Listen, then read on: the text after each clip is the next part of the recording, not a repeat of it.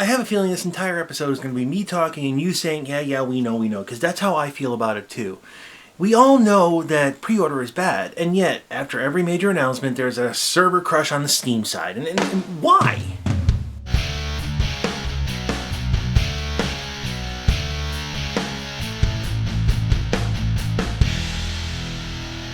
Every major release these days has a pre-order incentive. You know. Get the roll cage skin for your co-op bots, only when you pre-order. Pre-order! WWE 2K14 today and battle as the one and only Ultimate Warrior. Get the exclusive Forest Armor skin and Arctic Weapon skin when you pre-order Halo 4. So we buy into a game sight unseen, and time again, the game promised is not the game delivered, and time again, we scream never again, only to rip holes in our wallets when the next game is announced at E3 or PAX or wherever. I keep on joking about Stockholm Syndrome, but it's kind of getting a little ridiculous because we keep on throwing money blindly at these products, and why? Well, okay, I think there's a lot of factors in play here, but let's start with history. This is why we pre-order. Okay, maybe not this title in particular, but definitely this one. Old games used to be sold in cartridge form. Now, to make a cart takes a lot of resources. Plastic has to be made and molded, metals worked, boards created and wired, quality testing, and so on. And that adds a lot of lead time on a title. Now, also, these manufacturers, they're going to have to make different titles on the same machines eventually, and that means that these games are a finite resource. Now, as condescending as this sounds, this is all before online anything, so you have to go to a physical store to buy a physical cartridge. And they would only get so many cartridges of any given title, so how do you get a copy of the hot new game coming out next month? Well, you can camp out at the store, and a lot of people have done that. You can call ahead and ask them to hold you a copy, or as many stores found out work better, you pre-order the copy and guarantee it. Now, of course, stores like this because it means happy customers and repeat customers. Manufacturers like it because it gives a better idea of how many games you're going to have to make on your first run. Developers like it because it got buzz about their game started early and they just sold more units. But the entire setup did have its downsides, mainly the finite number of games that I talked about. Yeah, it was very possible back in the day to not be able to play a game because of a lack of existence of that particular game. Or even that console, come to think of it.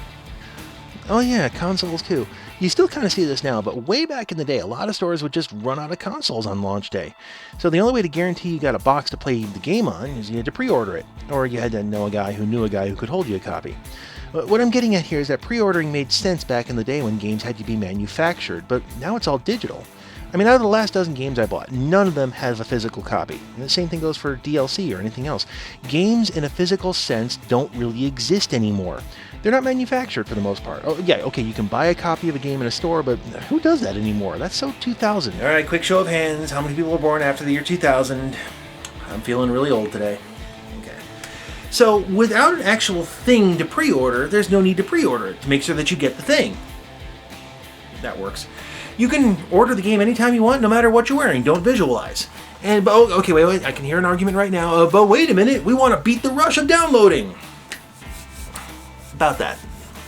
Okay, well, you could argue that pre-ordering in a digital era means you download the game before launch day and you avoid the Reddit-style hug on launch day. Okay, my issue with this is ever since Blizzard crashed itself on Diablo 3, most companies are going to make sure that servers are available on game day.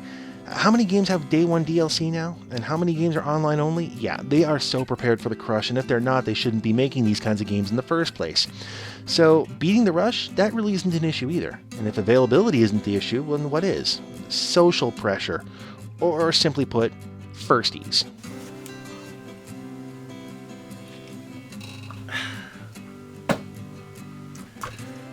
I'm leaving that really long pause here specifically to let people comment down there first.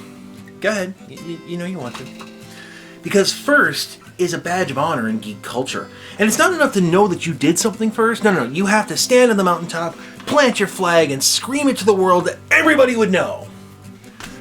Except there's a whole technicality thing of technically, since I proof my own videos, I'm technically first. And you don't see me posting first on all my videos, right?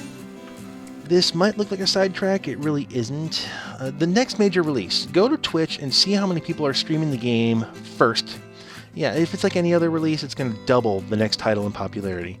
Being first makes you cooler. You're riding that tech edge. You make a video unboxing that new cool thing and then you play it first. Firsties has several appeals, and I think one of them is sort of a resignation to the idea that everything's been found, discovered, and done. So when something new comes along, you pounce on it, you claim it as yours, and it makes you important. Or at least it makes you stand out. Another is a little darker, and it's spoilers. Geeks and nerds hate having a story spoiled for them, but they also revel in spoiling it for others. So if you get in first, it means you get the best of both worlds. No one can spoil the plot, but you can do it to them. There are notable exceptions. The fact that every single geek managed to sit on their hands after The Force Awakens, that amazes me to no end. But you see where I'm going with this.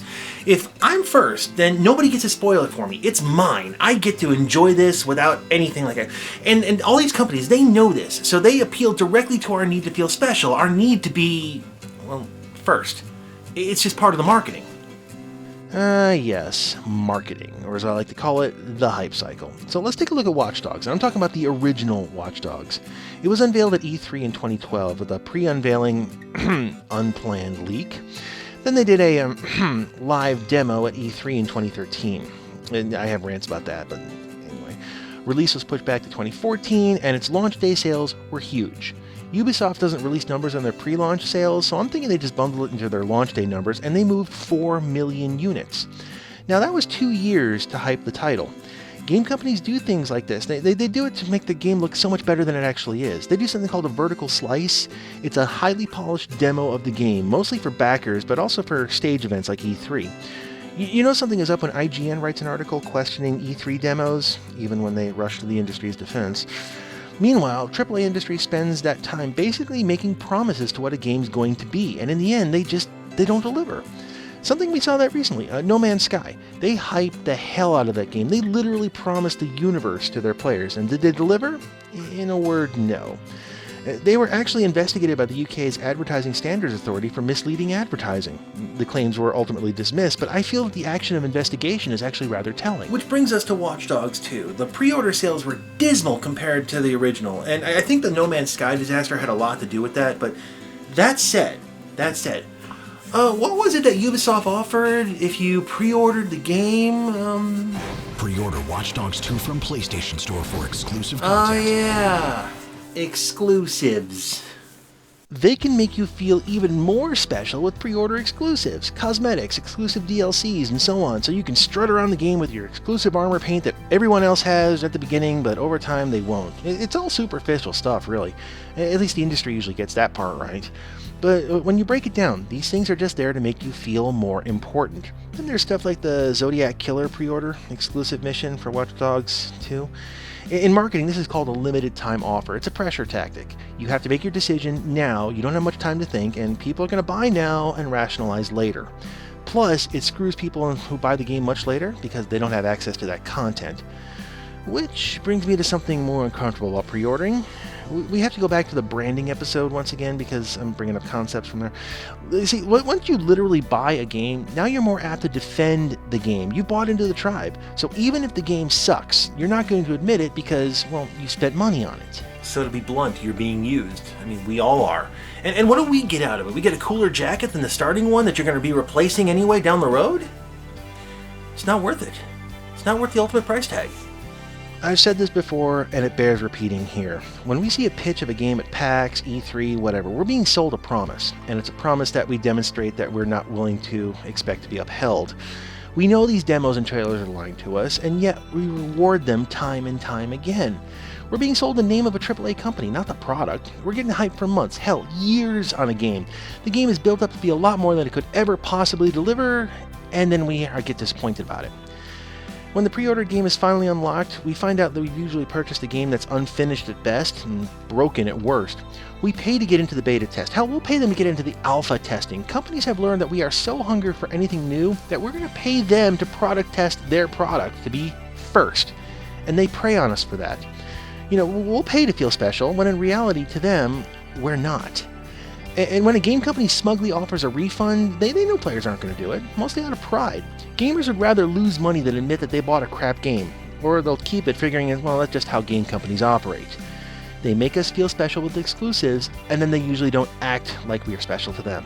There is no reason, let me emphasize that, no reason to pre-order games anymore. There's no production time. It's all digital download. So there's no excuse to plunk down your money. The better way to go about these things is wait for the reviewers to get their copies of it and then see what they have to say before you plunk down your money. Don't reward these companies for making half-assed product.